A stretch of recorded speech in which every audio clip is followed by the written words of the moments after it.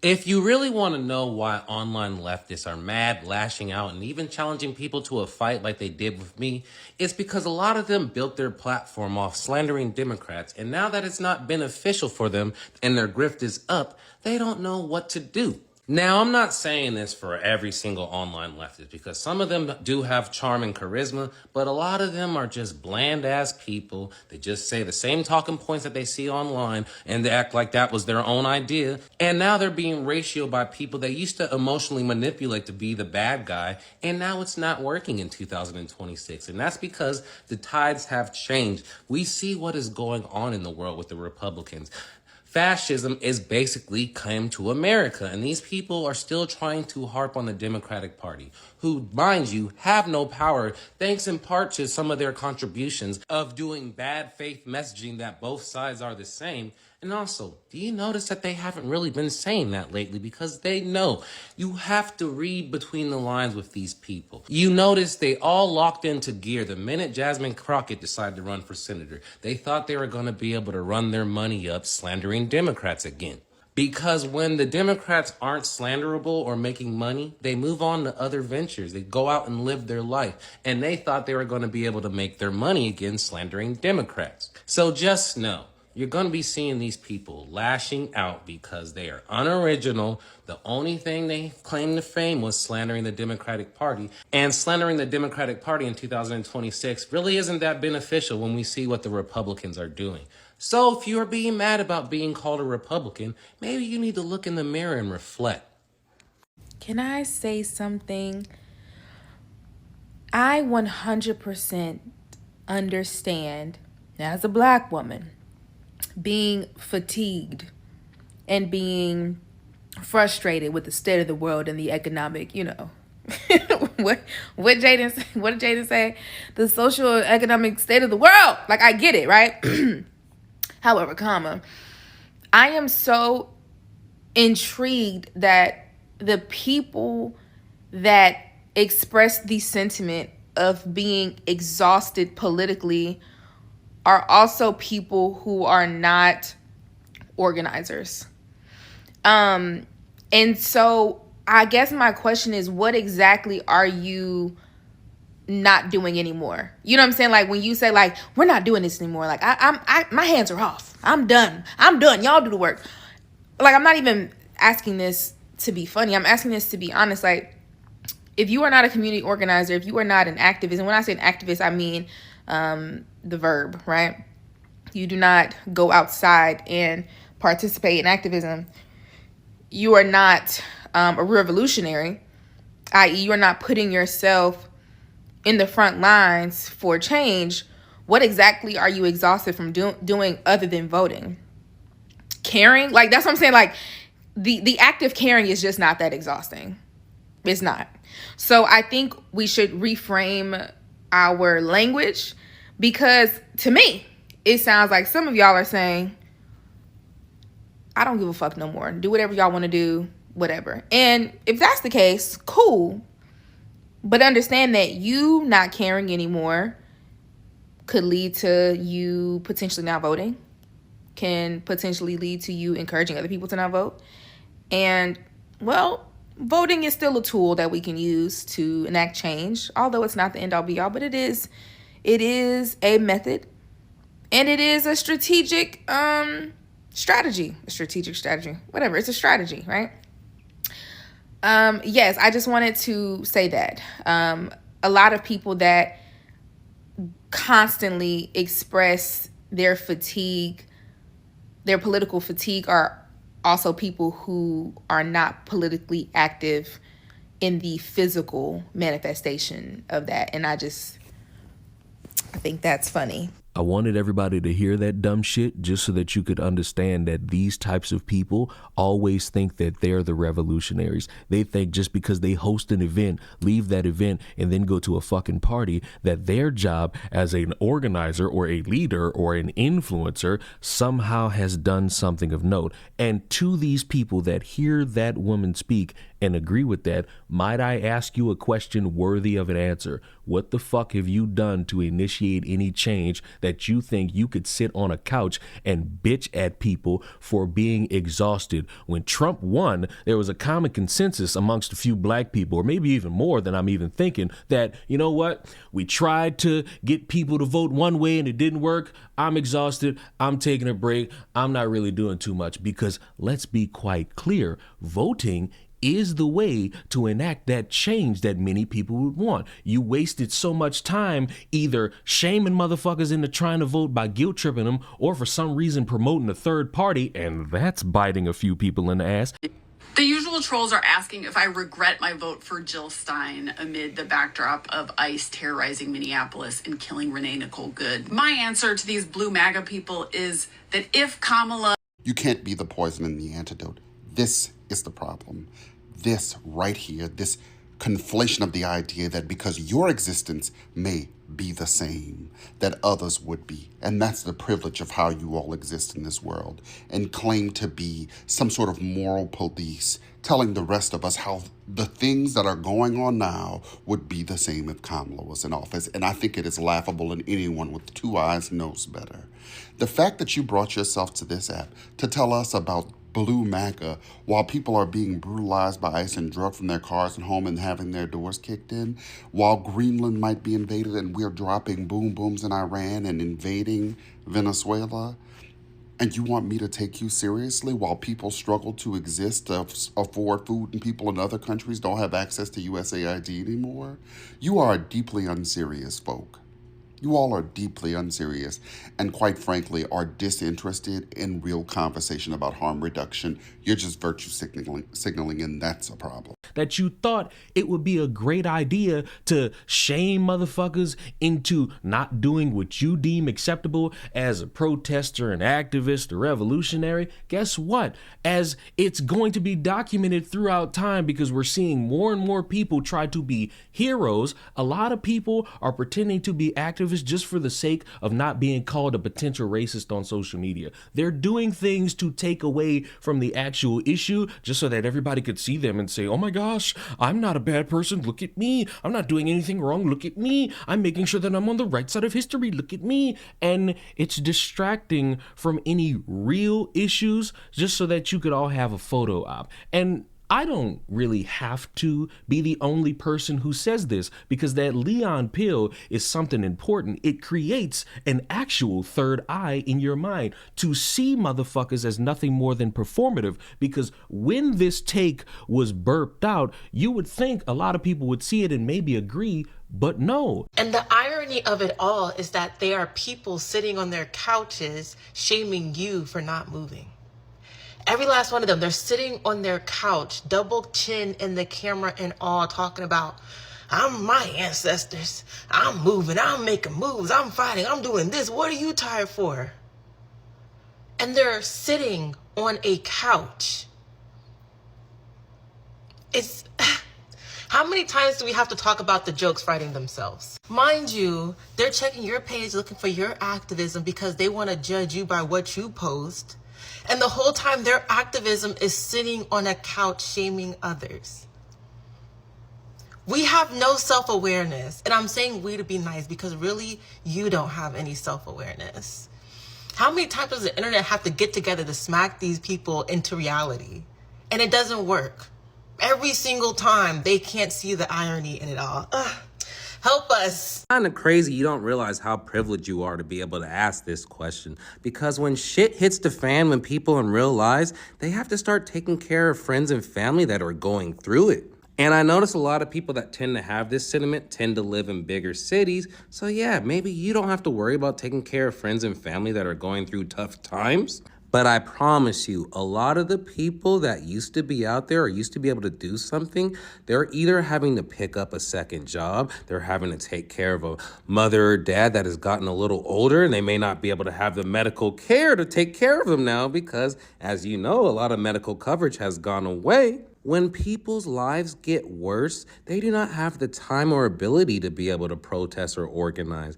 I think you guys would understand that, but y'all are always some bunch of privileged ass people that get to do what they want. You have the free time to be able to do what you want. There are a lot of people now that they work 7 days a week. There's a lot of people now that have to work 2 to 3 jobs just to survive. So do you expect them to be able to organize and protest as well?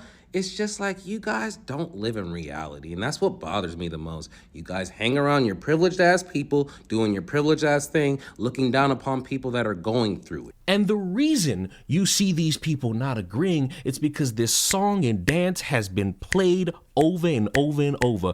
People sitting in chairs, couches, cars, front lawns, bitching that other people aren't doing enough while they sit there and enjoy their time taking a little break from pointless thing that they claim everyone cares about so much. They want you to do the bombastic thing because they're too chicken shit to do it. I've been documenting these few people who spend time saying, hey, y'all should start this. You should do it. You should do this right now. And none of them do it. And for some reason, when you point out that none of them do it, apparently you're the bad guy. No, you're someone who's hearing someone say you're not doing enough and you're responding, when are you gonna do the thing, instead of hoping that I do it, and somehow they all turn into makeshift pussies. It's ridiculous. And I'm starting to see it get called out more because as from, I guess, a leftist perspective, the world's on fire. Somebody wants to make change. Somebody wants to be about the change. But as long as everybody's doing this, it's not really going to start in the ways that you would hope. The people who have been chanting, we got to start killing ICE agents. Ironically, nobody's taken up a gun and decided to do anything about it. They've done absolutely nothing. You know why? Because they don't want to go to jail. Because they know that's where they're going. And despite somebody maybe doing a GoFundMe, give, send, go to crowdfund for the bail, that person's probably going to go to jail for a long time. And I don't want to be the bearer of bad news, but you going to jail for that is not really going to be the glamorous TikTok trend that you want it to be. Every last person you're seeing, Jamila, Neighborhood Alki, everybody agreeing with her, right? Them motherfuckers ain't been outside yet to make something shake. Nothing fucking shake. And I don't mean no raggedy ass rallies. I don't mean no peaceful ass protests. I ain't seen not one person take out an ICE agent. And that's why everybody's saying all that shit, because they're fucking scared. Right? ICE agent took citizens' lives. Everybody's asking who's gonna bust a move. Everybody's fucking scared. You're frustrated because now you realize Trump really ain't fucking listening. He don't give a fuck. Now you're frustrated and you're trying to take that anger out on black people because y'all think if we go outside, we're gonna do something to say, no, we're not. Jamila, take your ass outside and take an ICE agent life. Neighborhood Alki, take your ass outside to take an ICE agent life. Everybody agreeing with Jamila, take your ass outside to take an ICE agent life. Don't tell us to risk our fucking life and judging the fact that people who been told y'all they weren't fucking going outside because you let Trump win because y'all thought we was going to have a fucking revolution because Trump won. Right? And done told you they not fucking going outside. Y'all called them lazy. Now, once again, your plan B, instead of going outside and actually busting the fucking move, take an ICE agent life or something like that, is to, again, talk shit to black Americans because y'all think y'all going to sit right here and hide the fact you don't want to go out. Because that's the thing about it. They know we're not going outside. They're trying to hide the fact they don't want to fucking do nothing by trying to bring attention to us. No, bitch, take your ass outside and make something shake. And I don't even know why the fuck Jamila opened her mouth, because the bitch ain't never did nothing but try to be famous on TikTok the whole time. Bitch, when the fuck you ever been an activist? When the fuck you protest? When the fuck you organize? She ain't ever did none of that. Talking about ain't nobody did nothing. Bitch, did you do anything? That's what I'm wondering. Everybody talking about somebody ain't did nothing. Okay, y'all said that a year fucking ago. So why you're still talking? You said a year ago, niggas still ain't gonna do nothing. So what's the point of having this conversation? Again, you're trying to distract from the fact you motherfuckers are too scared to take an ICE agent life as much as y'all sit right here and act like it's that fucking important. You're not willing to risk your fucking life. You're trying to wait for everybody else to fucking do it.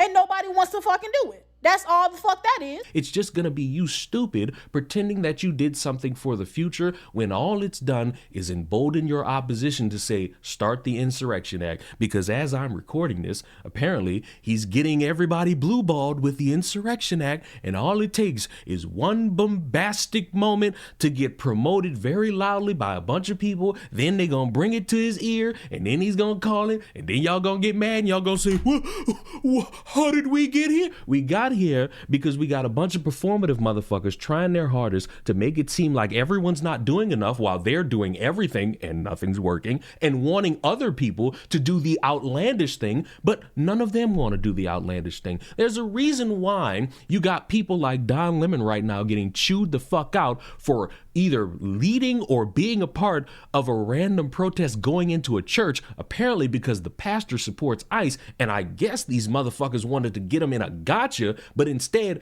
they look stupid because they just ran into a church, randomly yelled at people, protested, I guess, and then left the building. What do you think of this? I mean, this is unacceptable. It's shameful. It's shameful to interrupt a public gathering of Christians in worship. But there were folks who will say, I have to take care of my flock. okay, but listen, we live there's a constitution in the First Amendment to freedom of speech and freedom to assemble and protest. We're here to worship. We're here to worship Jesus because that's the hope of these cities.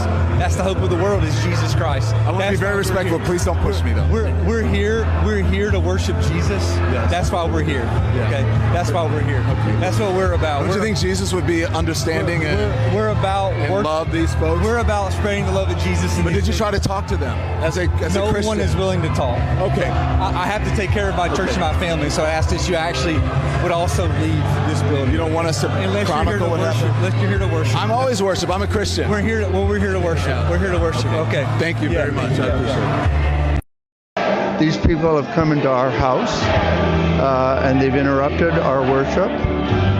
This is a house of peace, and we try to proclaim that. And this stirs division and rancor. And in the end, it's not helpful. Ultimately, I believe they've lost. They've emptied a house of worship. Everybody's gone home. Their point has been proven worthless. And so, in the end, I think they lose. But more importantly, if I was to break into any of their houses uninvited, cause derision and upset according to their values, I would be kicked out ultimately. It's not a good way. I feel violated. I feel interrupted. I feel angry. May I ask you something? When you were saying if you had showed up at their house, they're saying that people are showing up at houses where they're citizens or without due process and breaking and entering the house. One that we saw, I've been watching from New York, with a battering ram into someone's private property, and there's no recourse. There's no, you understand what I'm saying? This is all part of a much larger dialogue, in my opinion. On one side are people who watched a previous administration bring 12 million people in over the course of 4 years, and many of them undocumented, many of them criminals, etc. This is another administration's corrective. Now, whether you agree with the policies or procedures, I think I could actually be sympathetic to some of the things where there have been challenges to action and decency. At the same time, these are what are called targeted interventions by ICE to keep the American people safe. If I respectfully may interject here, I've been out reporting on a lot of these, and they're not targeted. There are no warrants signed by a judge. Let me finish. And they're American citizens, many of them. Most of the people that they detain don't have criminal convictions or criminal records. I'm not going to get into the weeds. But you should know that, though. Don't you think that's part of it? Yes, and I could also show you many opposing sides where we're also picking up the very criminals that have put Americans in danger. And I'm not saying it's pretty. I'm not saying it's not messy. I'm not saying it couldn't be better. I'm saying this is a part of a much larger dialogue in which one administration caused a great deal of chaos and havoc and danger for American citizens, and another is trying to correct that. Do you believe that? Why honestly, okay. Let me talk to you just on the facts. Yes, I am. I want to give you the facts. No. Did you know that undocumented people and immigrants commit far less crime than American citizens? We're done here.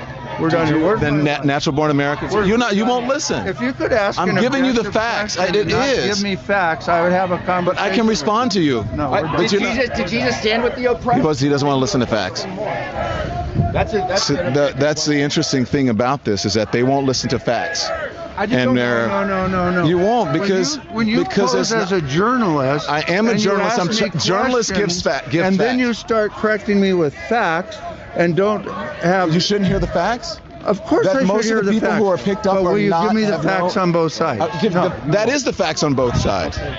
Most of the people who are picked up and are detained are not convicted. They have no criminal convictions. They have no criminal records. None. That immigrants commit far less crime than native-born Americans. So they won't listen to the facts. Anyways, these folks are still out here. And then, once you confront Don Lemon about it because it looks stupid, he's sitting there saying, don't look at me, I'm not the leader, I'm just the guy interviewing a bunch of people trying to get a gotcha. MAGA administration and the fake news MAGAs are losing their mind over something that's not even true. So let me just make it clear, because this assistant attorney general, I don't know, what's her name? It's something Hammett, Dillon or whatever. So I had no affiliation to that organization. I didn't even know they were going to this church until we followed them there. We were there chronicling protests. Once the protests started in the church, we did an act of journalism, which was report on it and talk to the people who were involved, which included the pastor, members of the church, and members of the organization. That's it. It's called journalism. First Amendment, all that stuff. For all of you people who believe in the First Amendment, absolutist, there you go. So why don't you talk to the actual person who is in charge of the organization and whose idea it was to have the protests at the church before you start blaming me for stuff for which you have no idea. This performative shit doesn't work. And you motherfuckers trying your hardest, trying to shame everybody else into doing something you're too chicken should do. You're not able to lead by example. You're not able to help anybody. You're just there performing for the camera. And that's fine. But when you get called out for it, don't sit here and pretend like you didn't do it. Don't sit here and pretend like you didn't waste people's times, because there are people, Democrat, leftist, whatever you want to call them, who are sitting here concerned that maybe the midterms aren't enough, that maybe they'll try to promote throughout all this time that voting is important. We gotta hope that we get our way in the midterms so that maybe this dude gets impeached. And maybe that would be a smart idea to game plan around, but instead we got motherfuckers pretending that they care, pretending that they're leaders, pretending that they're revolutionaries, all for the sake of bitching at people who decided, hey, politics is emotionally draining me. I need a break. Because let's be honest, it is. A lot of people who were consumed by all of politics in 2024 drained, because it seemed like every single day a new reason to vote for this, a new reason to vote for that. If you don't vote for this, we're going to live under a communist regime. If you don't vote for that, we're going to live under a fascist regime. If you vote for this, apparently the Nazis are coming back. If you vote for that, the KKK is going to have an uprising. It was draining for people, and they deserve to take a break. And anyone sitting on their high horse acting as if that break's not justified or they didn't do enough in your eyes, congratulations, you missed the fucking point, because you think you're the only person doing shit. And if I'm looking around at the world, whatever you're doing, it's not fucking working. So I suggest just the crazy guy who's just sitting here enjoying all the fanfare, you get that whiteboard, you erase all that stupid shit on it, and you say, all right, midterms, that's the goal. Let's game plan something that doesn't make us look like a bunch of attention-seeking lunatics. Let's game plan something that actually promotes the positives of a democratic society or a Democrat-ruled regime during the midterms, so that things could get a little bit more checks and balancing, and maybe this outcome could be more beneficial. And I know what someone's going to say, Leon, that's boring. But has the performative activism gotten you anywhere in the past year and a half? No? Well, fuck, it seems like you might have to try something else. And for everyone else who watched to this point, thank you for watching. Let me know, do you think all this performative activism is working? Or is it just emboldening the opposition, the conservatives, the Trumps, and all that to just get ready to start doing more shit that they want and saying, look at these weird leftists, look what they're doing, and look how that's not fucking helping. See, we need to do all this shit because if we don't, these stupid motherfuckers are just gonna keep thinking that they could do that right there. And I will see you all in the next one. Mwah. Goodbye.